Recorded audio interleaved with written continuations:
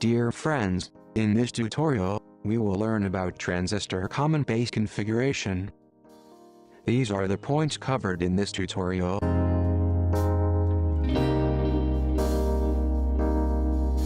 Now, let us consider the PNP transistor common base configuration as shown in this figure. The common base terminology is derived from the fact that the base terminal is common to both the input and output terminals. And also, the base terminal is closest to, or at ground potential. The arrow indicates the flow of current, and its thickness provides the comparative amount of current. The arrow in the graphic symbol defines the conventional flow direction of emitter current through the device. Figure 22.2 shows the connection, flow of current in the graphic symbol of NPN transistor. Here, we have forward biased the emitter base junction, and the base collector junction is reverse biased. And in each case the emitter current is the sum of base and collector current. The direction of current is dependent on applied voltage. Figure 22.3 shows the input current versus input voltage characteristics for various levels of output voltages, VCB. Figure 22.4 shows the collector or output characteristics. It has three regions: active, saturation, and the cutoff region, as indicated in the figure. The active region is the region normally employed for linear or undistorted amplifier. In this region, the collector base junction is reverse biased, and the base emitter junction is forward biased. At the lower end of the active region, the emitter current, i.e., is zero. The collector current is simply due to the reverse saturation current, ICO. The current ICO is in microampere, compared to the vertical axis, that is collector current in milliampere. The circuit conditions that exist when the emitter current is zero for the common base configuration are shown in this figure. Because of improved construction techniques, the level of this leakage current, ICBO, for general-purpose transistors in the low and mid-power ranges is usually so low that its effect can be ignored. At higher temperature, the effect of ICBO should be considered as the leakage current increases rapidly with temperature.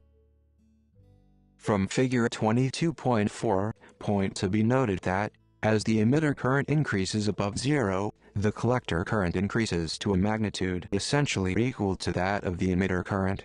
We also observe that the almost negligible effect of VCB on the collector current for the active region.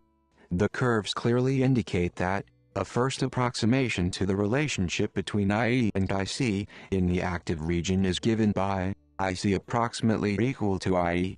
In the cutoff region, the collector base and the base emitter junctions of a transistor are both reverse biased. The saturation region is defined as that region of the characteristics to the left of VCB equal to 0 volt.